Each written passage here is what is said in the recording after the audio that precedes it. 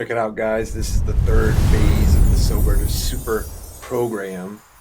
I hope you're enjoying it thus far. This is all about observation, observing ourselves, gaining space, an objective perspective of our own situations and circumstances.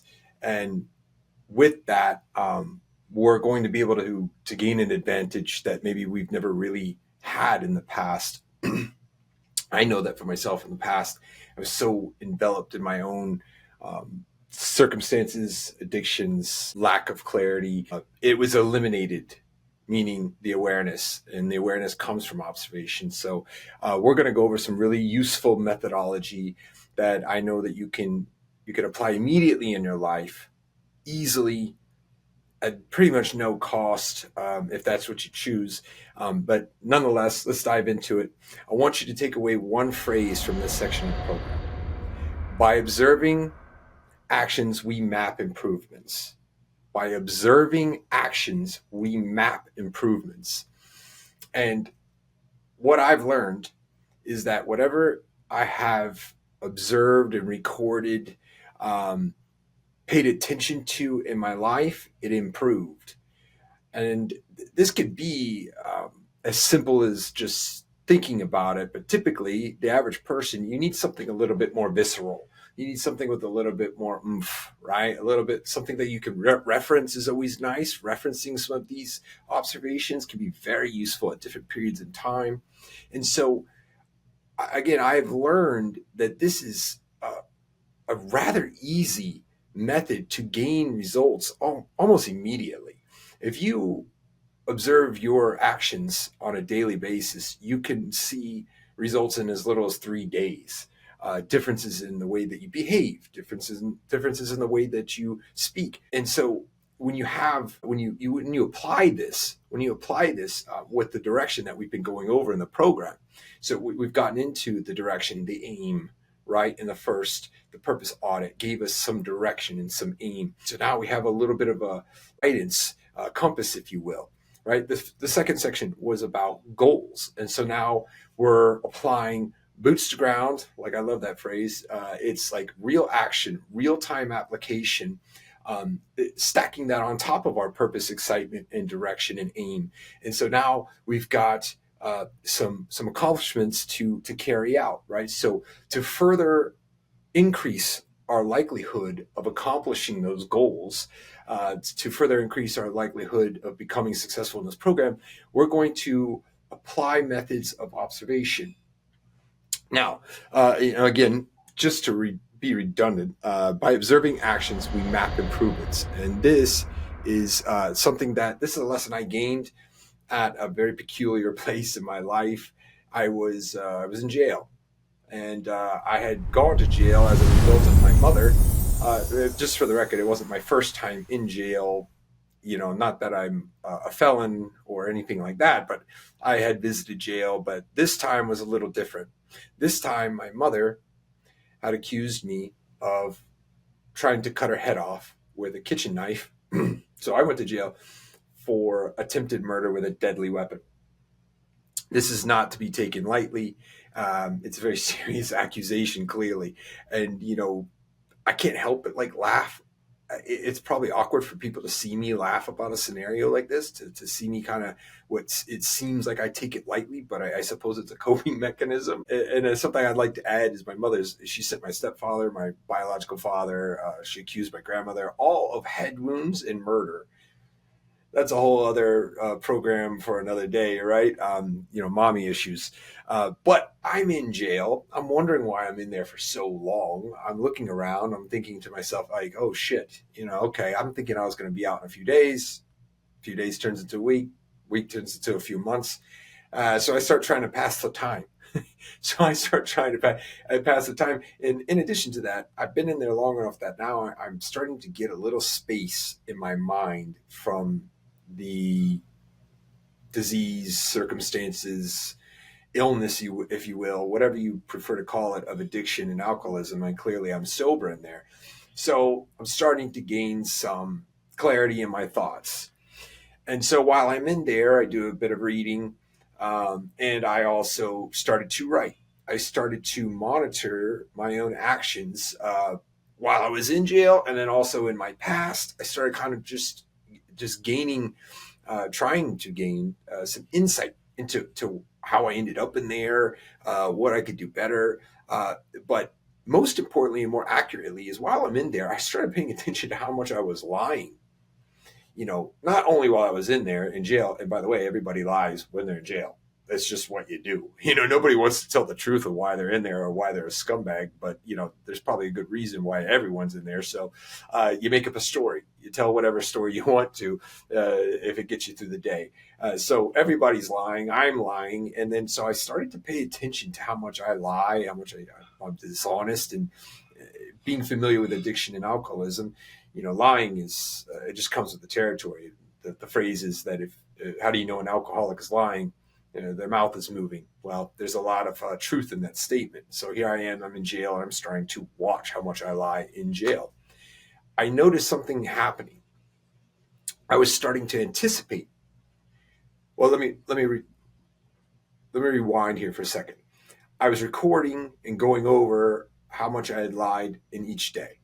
By doing that, I started to anticipate when I was lying while I was in real time. I started being able to see it coming from a distance, and I started being able to manipulate and change the decision of lying. I could get in front of it, and I could only gain that ability. I could only gain that through the observation. And while I'm in jail, all I had was a paper and basically like a rubber pencil. We weren't allowed to sharpen the pencil or anything like that. Now you have a weapon. So I'm writing with like a rubbery pencil on this, paper. It doesn't get any cheaper than that, but it was the tools I had. Nonetheless, these tools gained and gave me a great deal of perspective. It allowed me to observe myself from just enough space to really change my behavior in real time while I was in there in a positive direction. And so that's the lesson, is that through the observation, you gain objective perspective. And then once you have that, now you can start to change your behaviors and your actions and your habits in real time with that gained perspective. And so, we're going to get into that a little bit deeper here as we carry on, now that I've dumped all my baggage of being behind bars there. There are three advantages of the observation, whichever method you use to gain this observation. And I really like journaling. It's a fabulous way to do it. We'll get into other methods on different methods to get it done later, but there's three advantages I want to go over now. The three advantages of recording and observing your own behaviors are: you gain objectivity. I said that already, right? The objective perspective of what you're looking at and what you're doing and what you're saying. Now, if you're not familiar with the term of objectivity, subjectivity is the opposite of objectivity. Subjectivity is that everything's backed by like emotions and your opinions and things of that nature. Objectivity is where you remove your emotions and your opinions, and it's more factual, it's more pragmatic, it's more, in my opinion, it's more applicable, it's more universal. So it's something that could be shared amongst many people. Objectivity, it's like an opinion that can apply to more masses. So when you have a subject, it's like unique. Subjectivity is like, okay, this is my opinion and I'm applying it to it. So when you gain this objectivity, I believe that it's the better way to observe yourself, because it's more realistic. That's the second advantage. You're more realistic in the way that you are thinking about yourself. And with that space I had mentioned, you gain that objectivity. And then with objectivity, you gain realistic perspective. You gain realistic observations of who you are. It's like, here's a good example of somebody that they're not quite clear if they're out of shape or not. And they're like, oh, am I out of shape? Am I overweight? And then you go and you get measured, your body mass index, for instance, your BMI. And then you get this measurement. That's an objective observation of yourself. There's a metric that's used by many people. You hold yourself up against that metric. You're matching yourself up against other people. So you gain this perspective that nobody's opinion has anything to do with it. Opinions are out the door. It's like, you're obese or you're not. You're across this line or you're not. And so, again, these are advantages to this observation. And then anticipation. Anticipation is like the third element and advantage of observing yourself and recording yourself, is that I've seen the magic happen. And the magic happens when you've seen and recorded yourself enough times, you actually can get ahead of whatever is undesired or desired. You can see it coming. You're like, oh, wait a second, this looks familiar. And I remember last time I decided to not tell the truth. This time I'm going to tell the truth. And I know I keep going back to this truth thing, but it could be anything. It could be eating habits. It could be whether or not you do one more rep or not. It's like, okay, I've observed that I've cut my workouts a little short for the last 2 weeks or a month. And like, no, not today. I see it coming. I'm getting fatigued. I'm coming up with excuses to get the hell out of here. No way. I'm going to do another set. And so you apply that, right? And it's a result of observing, objectively, okay, I've come up short. So X amount of days, not today, I'm changing the behavior I anticipated, right? Anticipation is the third advantage to recording and observing your life. The OCD framework. This is a framework that I had created specifically for this element of the Sober Super program. And it's, OCD, people, they love to claim it. They love to say, oh, I'm a little OCD. Very rarely is it clinical or, a decision by a doctor. It's just people like to throw terms like that around. And then in this, I'm using it just to gain your memory. I'm wanting it to stick out by you saying, oh yeah, OCD. I remember this, right? And, we're going over these things again and again. We're getting reps in this material. It's objective observation. It's the O in OCD. It's the O. Again, objectivity versus subjectivity. Objectivity is going to gain you a realistic perception. Objectivity is going to put you in a position to accurately assess your life. Because otherwise, if you back your observations with opinions that are subjective, or you're going off on how you feel, anything like that, right? That's the opposite of what we really want for this observation. What comes after the observation, as I mentioned, is the correction. Correction is the C in OCD. Correction is where you're thinking to yourself like, okay, this part of me could be better. Like, all right, how did I, you go over your day, you're looking at your day, you're like, I got angry a lot today. What is that all about? And then you start to say, well, I'd like to correct that. So you start to decide on the behaviors or actions or habits that you want to correct. Now, let's make it clear that I'm not saying correct in my opinion or correct in somebody else's opinion. This is where opinions do matter. It's your idea. It's your perception of what needs to be corrected in your life. And so nobody else can choose what's correct or incorrect in your life other than yourself, really. I mean, unless you're breaking the law, wielding a knife. But, which by the way, I don't quite remember if that knife thing, like I know I didn't try to kill my mother, but hey, I hate to bring up, why are we bringing up old shit? So anyways, back to the C in OCD. It's correction. You see a behavior, a habit, and you want it corrected. You want to change it. You realize it can be changed. You realize it needs to be changed. And so there's the C in OCD, correction. Now, the D in OCD is do differently. There's a couple of D's, double D's. Do differently, right? So OCD, observe, objectively observe, correct, then do it differently.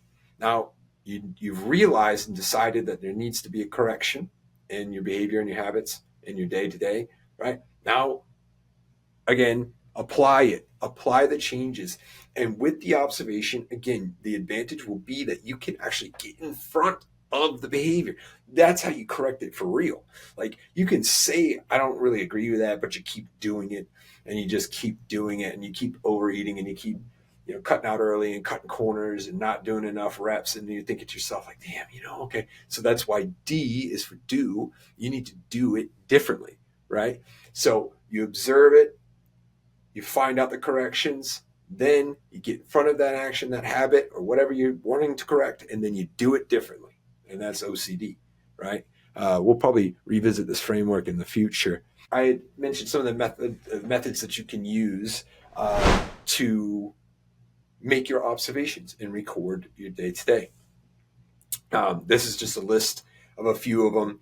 There's a voice memo, like on your phone, whatever you want to use, a journal, pen and paper, right? Phone notes, maybe you just get out your iPhone, you're plugging them away, recording. There's plenty of apps. I've used some really cool apps. There was a new one that I kind of dabbled with. It was free. It's called Summit. It's like an AI behavior coach. If you're into that thing, AI is the new rage. So I thought it was pretty cool.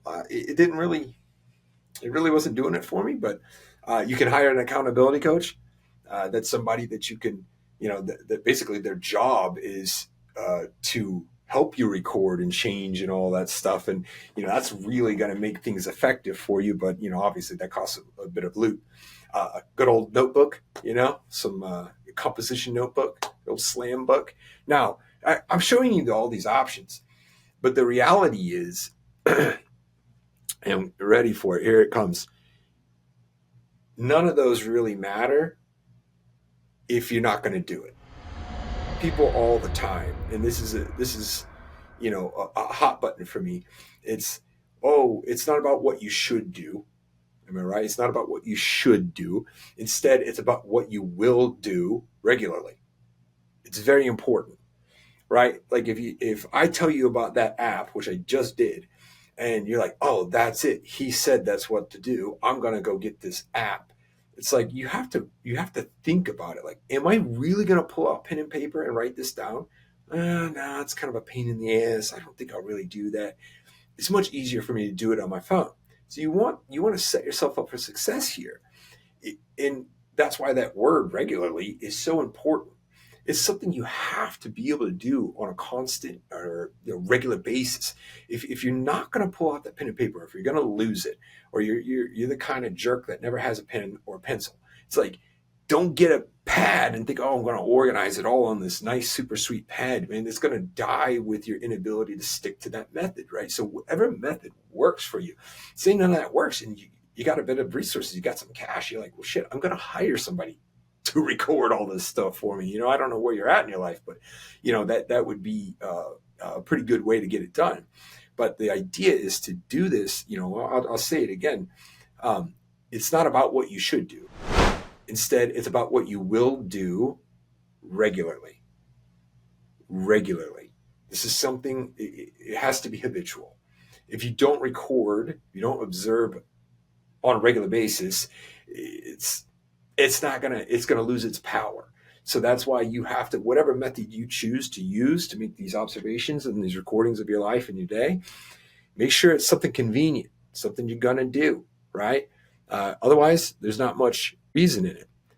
Now, I have an interesting story about when I was personal training. The same scenario would come up. People would ask me, they'd say, hey, will you make me a meal plan? And I would tell them, and this is a scenario where they're paying me, right? So can I make them a meal plan? Yes. But I would always tell them it doesn't matter if I write down 4 ounces of chicken, 2 cups of broccoli, 1 teaspoon of vegetable oil. I can write all that down, and I have. But what I learned is people aren't going to do it. That includes me. I'm telling you right now, I tried to meal prep.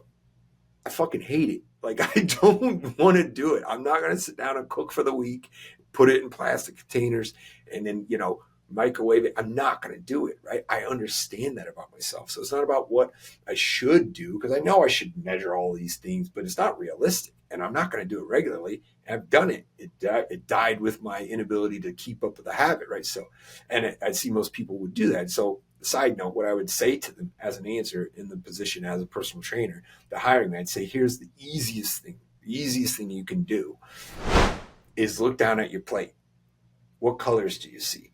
If you see greens and oranges, reds, and then way less browns and whites, and yellows, you're doing all right. It's the simplest way to look at any kind of meal and make a correction in your eating habits, right? And this like picture does a really good job of depicting that. The one that look at these plates, a lot of green, a lot of vibrant colors. That tells you that there's more vegetables, there's less carbs, less fat, that kind of thing. So, anyways, that's a side note and something to maybe take away from this program, other than life changing material as far as our habits and desires. And so, where would you start if you need to start right now? And I think that you do. So here are some action items. This is the exercise that comes along with this section of the Sober to Super program.